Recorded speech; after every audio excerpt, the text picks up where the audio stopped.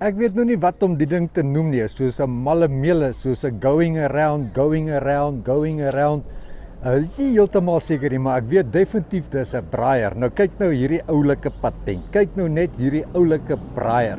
Jy maak 'n vuurtjie hierso bo, jy hou chakeltjie daar, dan word hy aan die binnekant gebraai, jy gaan al in die ronde en dan kan jy 'n vuurtjie maak aan die onderkant en dan word hy aan die buitekant gebraai al in die ronde. En Martin sê hierdie ding werk soos 'n bom.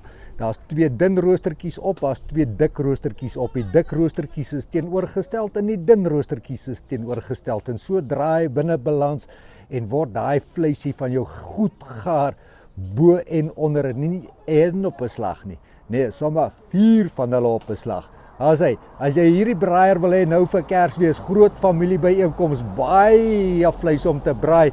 Jy wil nie sukkel met omdraai nie. Dan kom jy hier so in Parys en dan kom maak jy 'n draai by Toppie se braaishop.